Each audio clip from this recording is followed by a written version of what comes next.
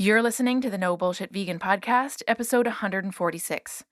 Environmental educator and content creator of QueerBrownVegan, Isaias Hernandez, is on the show to discuss intersectionality, veganism and food insecurity, BIPOC voices in veganism, decentering whiteness in environmentalism and veganism, diversity and inclusion, and more. Welcome to the No Bullshit Vegan Podcast. Myth-busting and evidence-based advice to help you kick butt with your health and fitness on a vegan diet. Here's your host, Karina Inkster.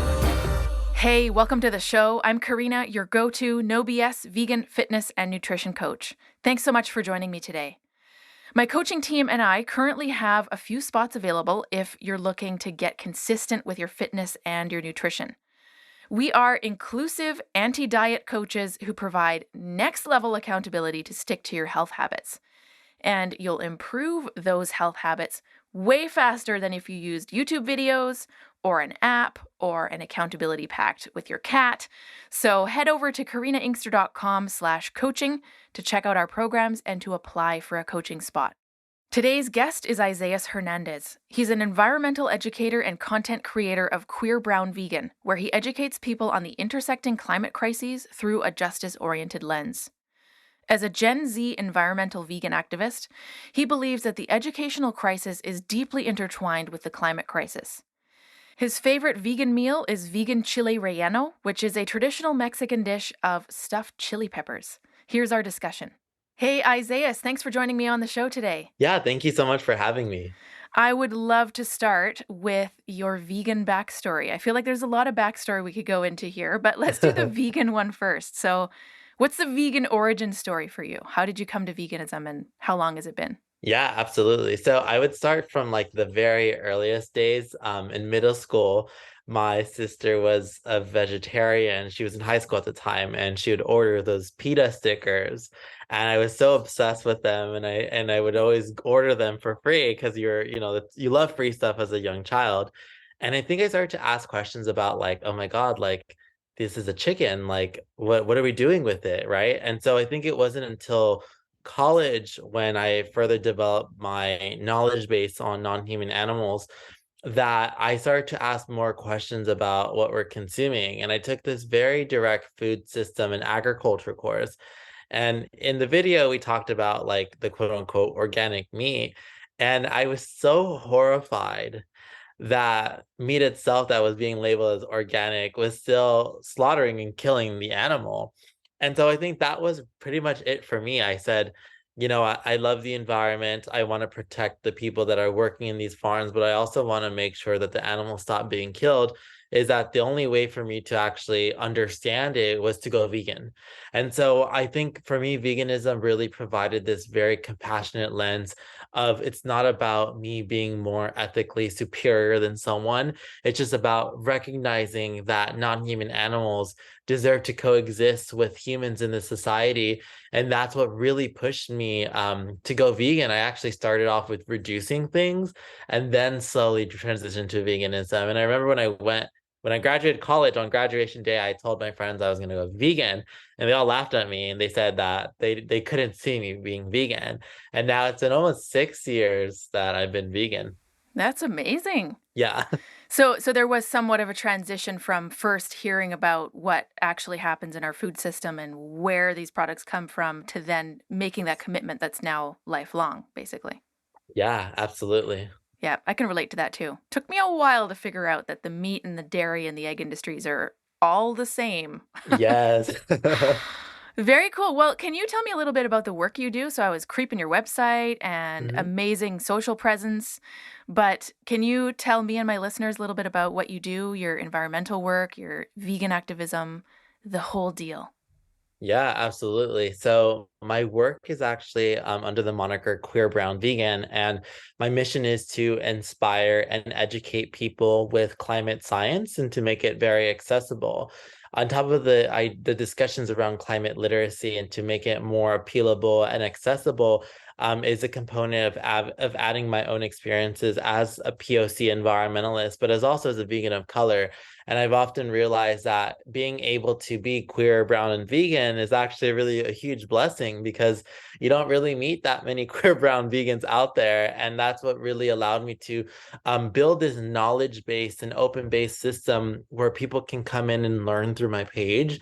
And I really believe that in being able to communicate climate literacy and making this accessible, it needs to be interconnected. So like when you're talking to someone about industrial agriculture, how do you draw this back into veganism? Because I think collectively human society can say, oh yes, like that amount of animals that are being slaughtered are bad and that shouldn't happen.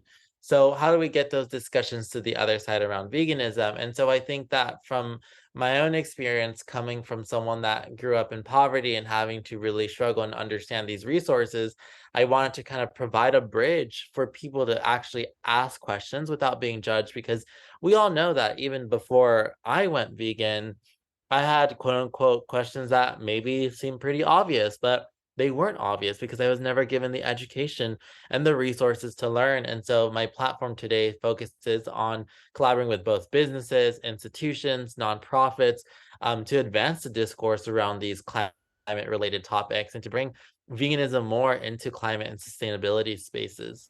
That's amazing. I think it's really important that you're focusing on the interconnectedness of all these different pieces. And there's so many. I mean, we could go down a Mhm. major rabbit hole on just how all these things are connected. Yeah. But that's amazing. Thanks for the info and for sharing. You mentioned growing up in poverty. Your parents Mhm. moved or they came to LA from Mexico, right? Yeah, so my parents immigrated from Mexico back in the 1980s. And one of the earliest things that I remember is like, you don't recognize that you're poor or in poverty until someone points it out. And, it's so funny to say this is that I remember, and I'll say this how it relates back to food, is that I remember growing up and going to grocery stores and they had discounted aisles in certain grocery stores. And these discounted aisles were often products that were near expiration date or they didn't sell, so they were marked into cheaper price. And I remember going as a young child to these like, corner aisles because I said, oh, this is what makes my parents happy. And like, it's cheaper for us. And I remember these kids were making fun of me for buying that food. They were saying like, oh, he's poor, he doesn't have any money to buy real food. And that to me obviously is like, as a young child, you don't recognize that, one, it's bullying, but two, it's like you don't recognize that food is food. It should be eaten regardless its expiration date. We have food waste is such a huge issue. But I didn't know how bad it was until I started to realize like, wow, I'm glad that I have all these access to food banks, churches, but then you realize that the services that you're given is almost seen as like, well, you should be thankful, or people outside of you discriminate saying, oh, well, that's so sad that you don't have money to buy any food. And it really did hurt me. It made me feel like, well, am I less than, or is it the fact that my parents didn't work hard in life that we live in this situation? But the truth is that it was very deeply systemic, and I didn't have the right words and language to describe it. And I think that's what really got me curious, is that asking questions in the classroom led me to become an environmentalist and study environmental science and, eventually go vegan, and to really draw the links between veganism, food security, food justice, and community. Yeah, absolutely. What are some of the links that you think of between veganism and food security? Yeah, absolutely. So one thing to realize is that growing up, I remember asking this question when I was very young, is that when you go to food pantries and food shelters, majority of the products that they give is dairy and meat. And then you have, of course, highly processed foods. And I start to question, like, why is it the fact that they barely have any fresh fruits and vegetables? You start to realize when I was in college is that meat and dairy gets huge subsidies. I mean, they get so much money, which is why our school cafeteria meals are very cheap. They subsidize it, the government. They also subsidize these programs.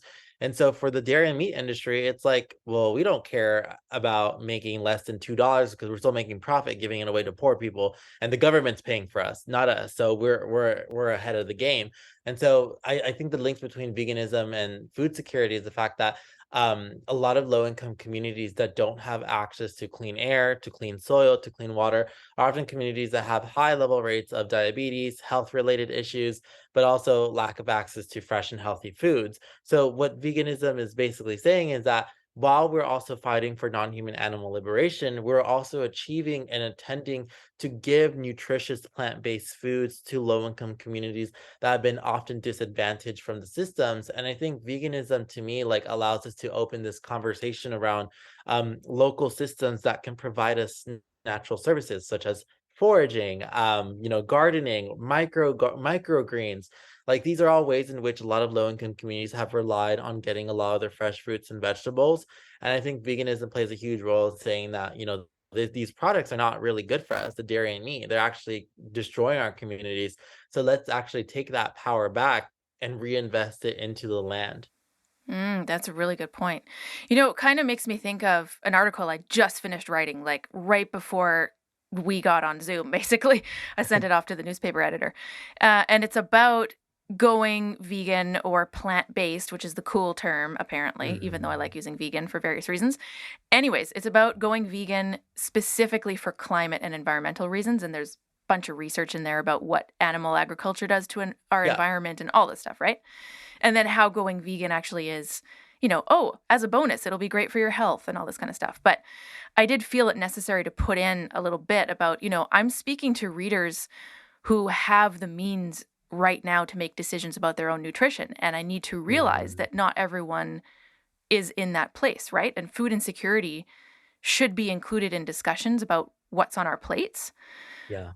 But I mean, even I kind of glossed over it. I included this little paragraph and then I just went on to talk about, like, well, here's how you can go vegan, right? Yeah. So it's an important piece, I think.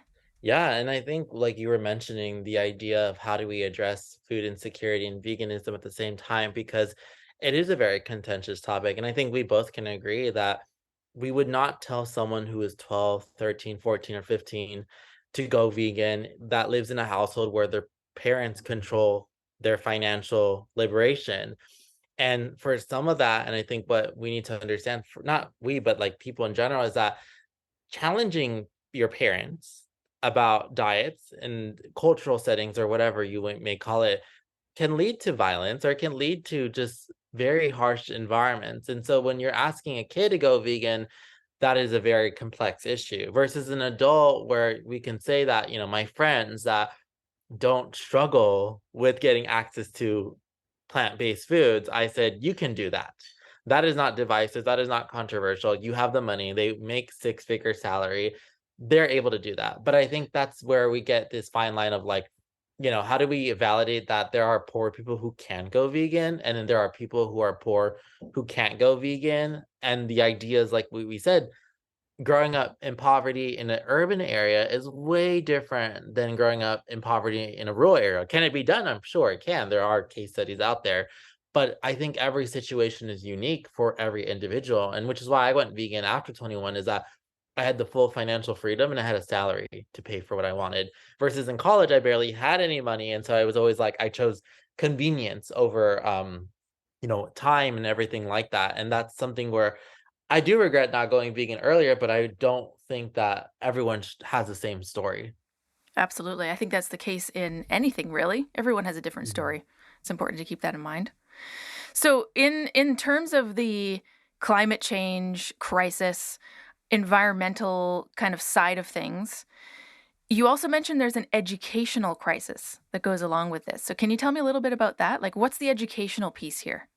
Yeah. So, as an environmental educator, as someone that really loves education, just teaching people, is that the amount of information that is being put out there. The very first moments and the very first impactful memories that a lot of children have are in the classrooms. Not to say it's outside or with their families either, but public education in America, specifically in the US, has declined so much that we are seeing the mass resignation of teachers, low quality test scores due to standardized testing, and defunding of active arts and also creative programs that are happening. And so what's been happening now is that kids have a higher those who grew up in poverty have a harder chance to get into university, but also to complete their 4-year degree in university. So what that means is that when you have less people of color that are already disproportionately affected from getting into higher education, you have less communicators, you have less people that are walking into those communities that know their communities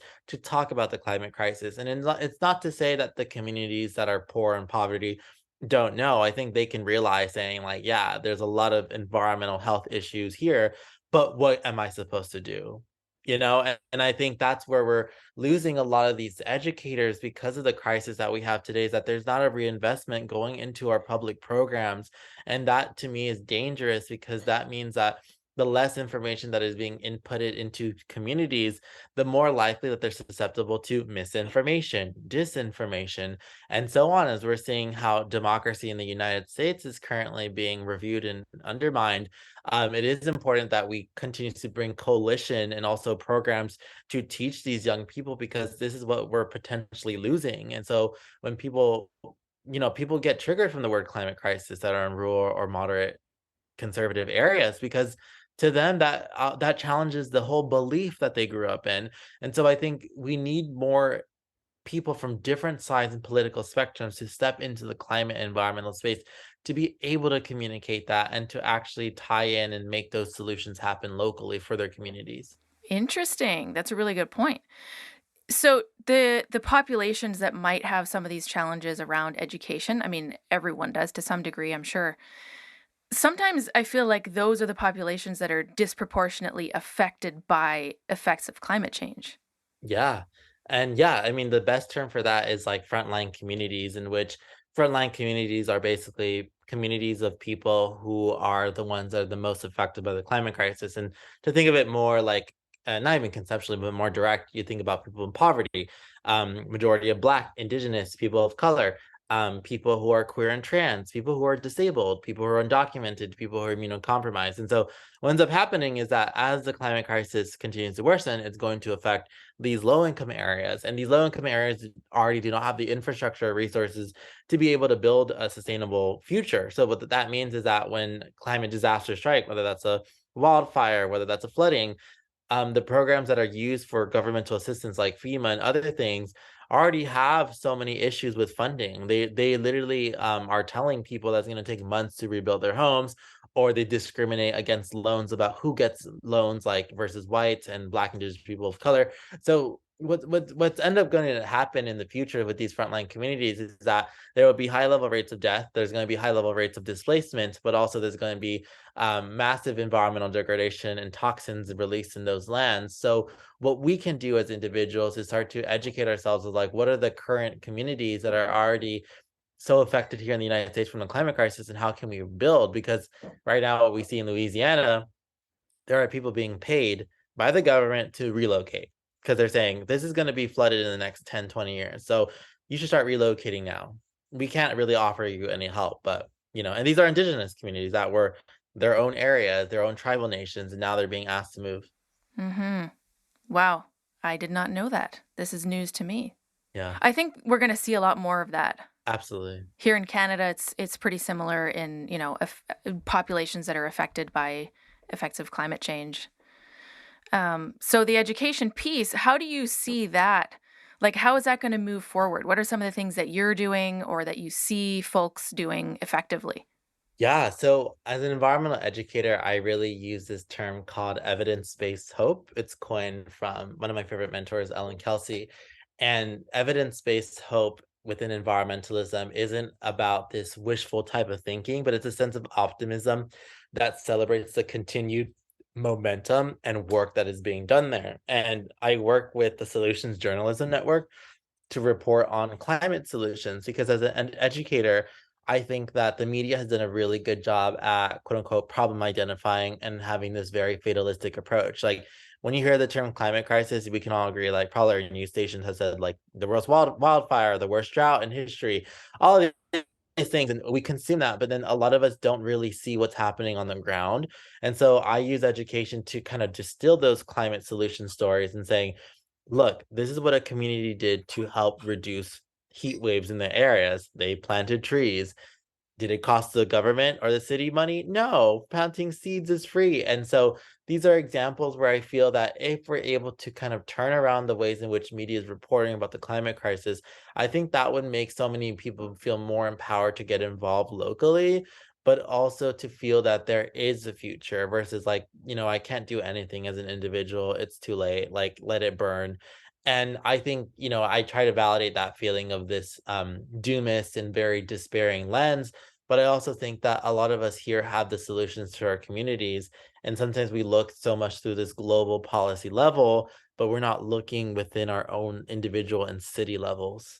That's a really good point. Actually, in research for this article I mentioned earlier, I came across some kind of stat that was like 60% of folks in a certain area, it might have been a few states in the US, Hmm. believe that it's entirely the government's responsibility to, prevent further effects of climate change and curb the current crisis.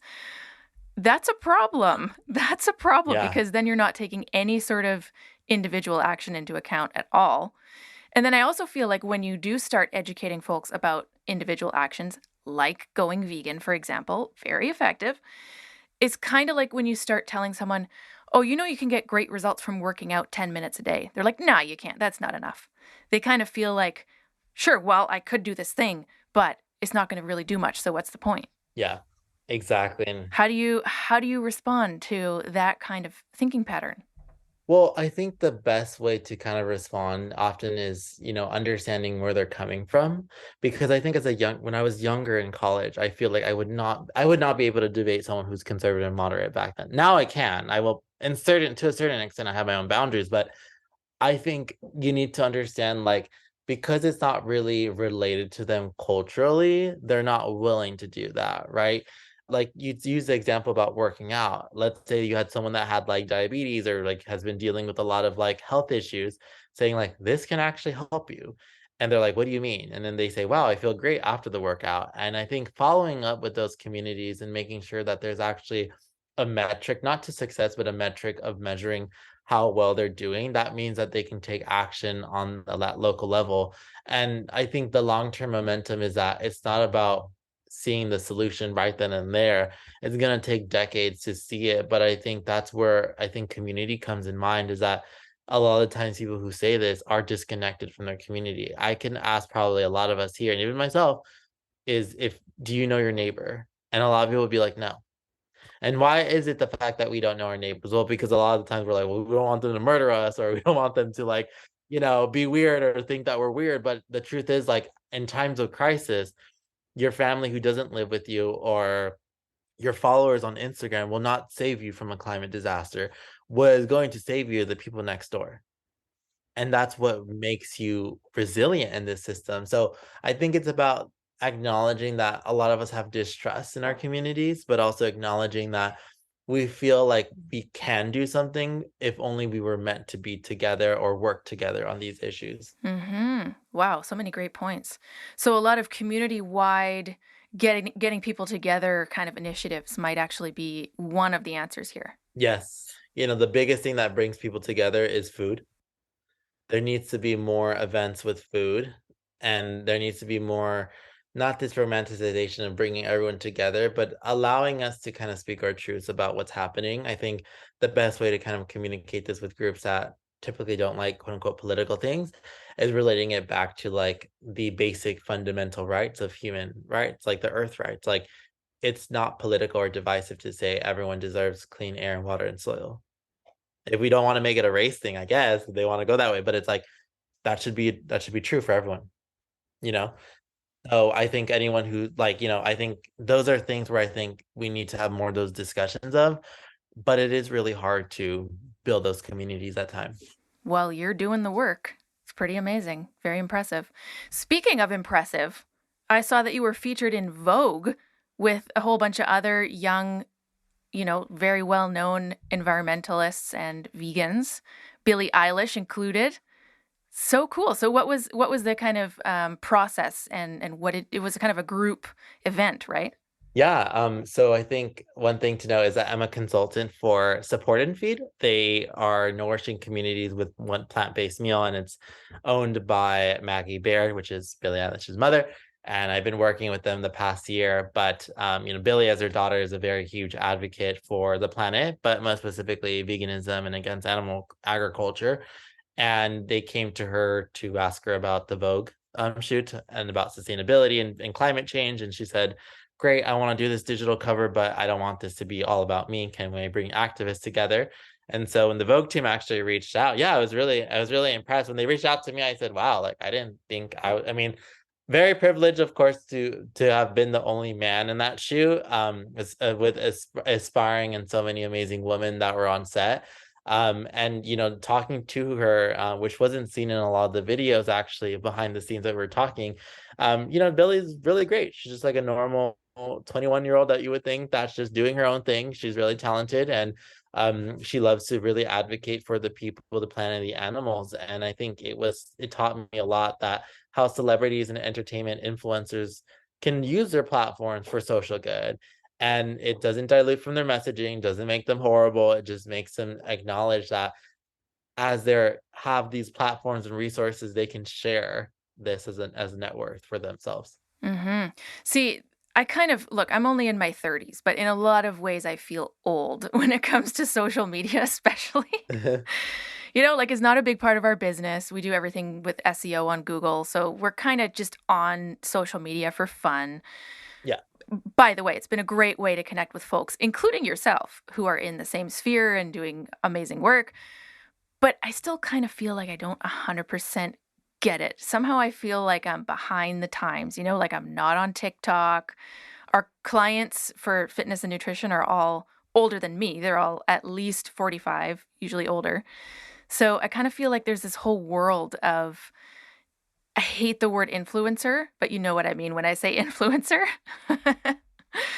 who actually have fantastic opportunities to reach the masses and to, educate and to help people make decisions about their food and how to affect the planet.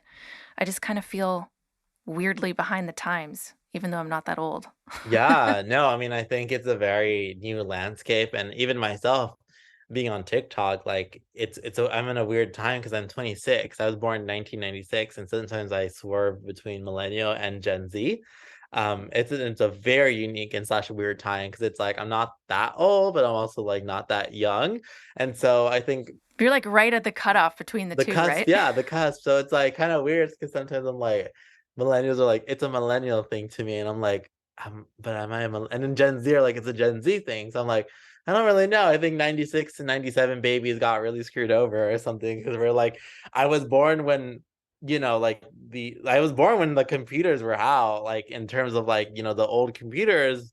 So I got to experience the development of MySpace, Facebook, Instagram, and then there's people who are like 2 or 3 years older, younger than me, and they're like, "Oh, I was never on MySpace." So then I'm like, was it just my like I was the last generation to experience MySpace? Who knows?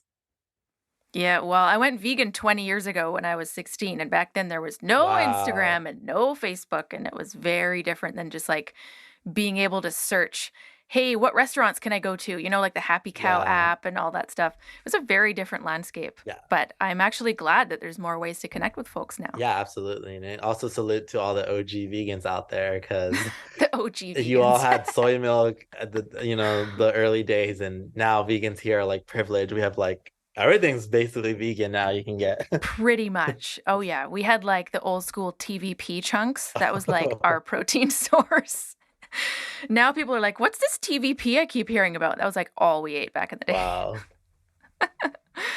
But so what's some other kind of directions that you want to take? Are there any projects that you're working on right now? Anything kind of exciting that's going on in the world of activism and veganism? Yeah, I would say that I'm trying to get more involved in animal rights conferences. So if you're listening, Mm. feel free to hire me. I think that there's a really huge opportunity for people within animal rights movements to team up with environmental-led movements, because I think there's the same synergy of addressing the biodiversity crisis. And I feel that often at times it seems like environmentalists and animal rights activists butt heads, but I think that if we work against each other, we're going to let the same oppressors who are destroying not the people, like just people and the animals, to win. So we don't want that. And so like I really want to be able to do that. And the other thing is I'm writing my book. So hopefully to more updates on that end. That's exciting. I'm in this conversation saying, so when's a book coming out? So I'm glad you mentioned that. Yeah, I mean the book is basically the updates in the book is that I'm pitching publishers these upcoming months. hopefully I'll get a book offer from them and then finish writing it for the next year, and then I'll be out soon. So it's been taking me a long time, but I think as a first time author, but I think I'm really excited to where it's gonna go. Oh, that's super exciting. I'll tell you right now, I pitched 69 literary agents and I heard from one of them who was Yes. into it and ended up getting published. So don't give up. It's a process for sure. Yeah. It's a process, but it'll be worth it. That's amazing. Very cool. So what are some other kind of things that you're involved in? Are you doing the conferences piece is something that you want to get more involved in? Are you doing kind of some consulting work with other organizations at the moment? Yeah, so I currently do some consulting and I'm working on just independent media series that exist on video. I think one of the biggest things as, quote unquote, an influencer or a digital creator is funding for our careers. I think we can all agree that, these platforms don't pay themselves. The work that we do deserves to be valued very high, and unfortunately, that doesn't always translate. And so I think I've been really working on just finding ways to have sustainable income where financial security should be prioritized for everyone to have access to pay rent and everything like that. That's a good point. Yeah, there's not a necessarily direct correlation between followers and income or, products, services, that kind of stuff. So Exactly. that's a really good point. Yeah, yeah, Yeah. definitely. Yeah. And hopefully my other side goals as a human to human is I just got my permit, which is really great, and trying to get my license these Nice. upcoming months and then adopt a dog companion friend. Ooh. So I assume as a vegan that would be a rescue. I'm just Yes. making that assumption Yes. right now. Rescue for sure. Adoption all the way. Nice. That's exciting. Yeah, I'm really excited. Hopefully, though, in the upcoming months. But for now, I'm just trying to figure out, what the dog would like, envisioning myself being able to coexist with a non-human animal in this space. Absolutely. That's really cool. So, as your moniker queer brown vegan, do you connect a lot with other folks who either feel like they don't have other connections, within certain communities or just kind of need an outlet, so to speak, for someone who gets it? Yeah, I mean, I think it's actually really interesting. I get it from all sides. Like some are like queer, and they don't really know that many queer people or people of color that typically don't see a Latin environmentalist, or you see a vegan and an environmentalist, and they're like, there's not that many environmentalists that are vegan. Like, why is that? And it's like, it is fun sometimes to have these different people that come up to me and they're like, follow me for certain reasons, whether that's like queer content or just like my identity, or sometimes just about veganism and animal liberation. I feel like that's what really brings people together is that I don't really isolate myself. I really try to be as versatile as possible to the extent in which I know my specialty in. And so I think this intersectional identity or interconnected values I have as an individual has kind of led for people to start asking other questions about that. And I found correlations that more people that are queer are more likely to be vegan. So that's pretty cool. Interesting. Okay, so how about this? I've heard things on both sides. So folks have come on the podcast, BIPOC folks particularly, Mhm. who weren't necessarily vegan, but we were talking about things like white supremacy in the fitness industry. And I'm coming from the fitness angle. We've done entire podcast episodes on what is fucked up about the fitness industry, Yeah. and diversity and inclusion are big pieces of that. Anyway, so there have been some folks who have been on the show who see veganism as a white privilege thing. And then there's other folks, usually BIPOC educators, who say, well, no, actually, we're out here trying to educate people to say that, sure, there might be some cultural background influences, Yeah. but it is accessible to anyone. So I've kind of heard pieces from different angles, and I'm interested in your take on veganism and maybe someone's cultural background, accessibility, Yeah. all those pieces. We talked about it a little bit, but not really obviously. Yeah, absolutely. I think one thing to address is like the fact of the reason why a lot of general society thinks veganism is a white thing is the ways in which media, entertainment, and art centers whiteness, right?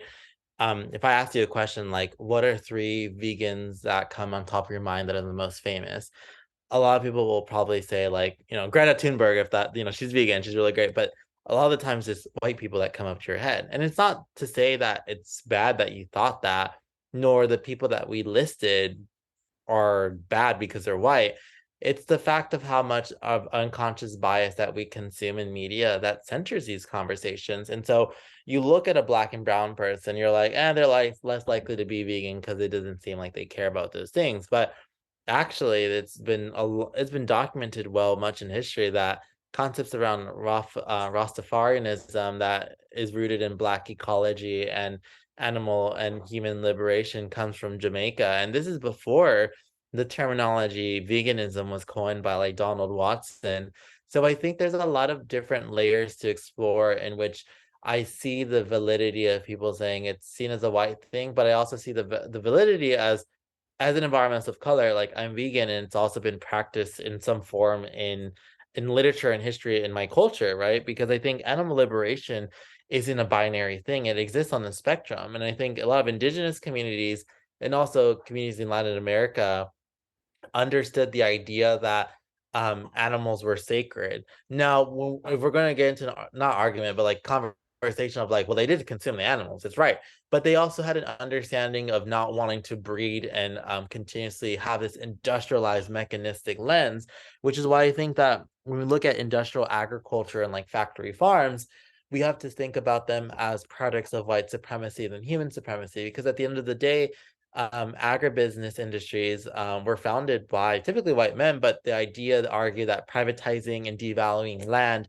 and not seeing the fungi, fauna, and flora as these sacred living systems, but instead as capital, showcases the ways in which we consume our food today. And I think when people are saying, well, it's a human supremacy thing because everyone wanted this, it's like, indigenous communities never wanted to be colonized, nor did they ever agree nor advocate for these industrialized systems to exist today. What existed today is like these neoliberal governments, especially in the global north, that push these mechanistic systems and to say, let's think about economic GDP growth, job security, and food for everyone. That's what we want to do. We'll go under that guise. But the reality under that rhetoric was the fact of like massive inequality, soil degradation, biodiversity loss, the massive slaughtering of animals, and the exploitation of undocumented farm workers. And so today I think that when I talk about veganism, I need to talk about white supremacy, not because it's like, oh my God, you're taking away from voices of the non-human animals, but to address the fact of like, it is important that we accurately address and label these topics, because at the end of the day, when we constantly use these topics around human supremacy, we know that that translates back into the violence and harm towards Black and Indigenous people of color. Sure, that we may say, right, as individuals, like, oh, all humans are evil, but we wouldn't harm someone, right? But there are people who will be like saying that will get influenced by that terminology and say, you're right. It's when all those Black and brown people came to my community that started to just take all those resources and then start to create this type of violence. That's where it's dangerous. And I think that whenever I've called it out in animal rights spaces, I think they take it personal to themselves to say, well, this is about me, like I'm the issue. And it's like, no, it's not that you are the issue, it's that you're upholding a system that is known to be harmful towards my community, and we are the ones that are actually fighting against white supremacy, which is why we need you to be able to address it and to be able to team up with that. But instead, I think it's easier for, unfortunately, a lot of predominantly white animal rights activists to not talk about white supremacy, because that means that they also need to interrogate their whiteness and what they've upheld. And that's the thing, is that there's not such thing as being a non-specious or non-racist. It's about being anti-racist and anti-specious, because that what we live in is in a racist and specious world that is under the umbrella of white supremacy, not this idea of human supremacy creating these hierarchical roles. Okay, can you come on the podcast like every week and teach us things? Because seriously, I hope so. so many good points. I don't even know where to start. But I now also see what you're saying about all the interconnectedness, white supremacy, speciesism. I would also add the patriarchy into that and a whole bunch of other isms. They're all connected. And I think not a lot of folks consider those things. And as you just mentioned, you know, the fitness influencers or the vegan influencers are mostly white. And that's kind of what we're exposed to in mainstream media and social media. And so amplifying voices of BIPOC educators and activists, I think, is a huge part of what the vegan movement needs specifically. Yes, absolutely. And I think this would actually avoid so much these concepts of veganism being white thing, or people of color not wanting to try veganism because they already are horrified by the messagings of certain white animal rights activists that are literally saying horrific things and derogatory things about people of color. So why not put us in those spaces, not deplatform, but decenter those voices and start to recenter? And I do think that the animal rights movement is actually in itself already fragmented, but I think that it's losing a lot of power within these dominant spaces that have upheld so much whiteness. And I think, seeing the introduction of me and other Black and brown vegans, they don't like that. And I know they don't like seeing my face when I talk about these things, but I think this is what needs to be able to happen, to have these conversations about equitability, anti-racism, and speciesism at the same time. Mm-hmm. Where do you see the vegan movement going in the next few years in that direction? Diversity, inclusion. I mean, I feel like there's certain positive things going on at the moment, but where do you see it in like 3 to 5 years? I think in the 3 to 5 years, there'll be definitely more diversity when it comes to having representation of Black, Indigenous people of color. I know that I'll probably be one of the bigger names out there for sure, but I think in terms of like the space, I think one of the critiques and concerns I do have is recognizing that the concept of veganism is a philosophical and liberation approach, meaning that I don't want everyone to think about these technocratic solutions that plant-based capitalism will save the world. Like, I agree. I do think that there should be options for plant-based, right? Like plant-based meats or yogurts or whatever you want. But I also think that that will not change the food system if the same food system is continuously killing non-human animals, and we're relying on that same food system to provide us with these resources of wheat and vegan subsidies or products. I think what needs to happen is that this system needs to be overturned, but I think that's going to take some challenges because that also threatens vegan capital, which a lot of vegans hold. And so I think that I do fear for the future about what does sovereignty mean for vegan businesses in a capitalistic in the world. And that, to me, I feel like not many of them are going to be able to answer that question. Interesting. I never really considered that before. Also, the connection here of the human workers involved in producing this food, human rights violations potentially, all of those related issues. Yeah, they're already out there. I mean, there's a lot of vegan companies that are under fire for human exploitation that are Black and brown people like myself. And so now that I'm a vegan, I have a platform privilege. I know that my white colleague friends that are vegan, which I love them to death, they won't say anything about it, but I will, because those are my people, and I have the right and agency to say, I am not going to let you claim yourself to be vegan and talking about these ethics and justice when you're exploiting people who look like me, and you're serving people that don't look like me and saying we're a great company. And so I do think there's going to be a lot of tough conversations to be held, but I do think this is where accountability is needed for all corporations. It's not a bad thing. It's about improving ourselves and making us look better. Absolutely. And you're on the front lines doing the work again. Yeah. I'll be there at the conferences. Yeah. Oh, yeah, for sure. Well, Isaias, is there anything else that we haven't covered? Any important points that we've missed? No, I mean, I would just love to say is that, we cannot liberate ourselves from this ecological or climate crisis without our community, and staying actively in our respective industry does not make us less than in any political movement. But the fact is that you can change that space you're in by actively addressing these types of harmful, oppressive behaviors. Well said. Just well spoken in general. Amazing to have you on the show. Thank you so much for coming on. I really appreciate it. Yeah, thank you so much again. Isaias, thank you again for speaking with me. Make sure you're following Isaias on all social media platforms at QueerBrownVegan, and check out our show notes at nobullshitvegan.com/146 for all the direct links. Thanks for listening. Thanks for listening to the No Bullshit Vegan podcast at nobullshitvegan.com.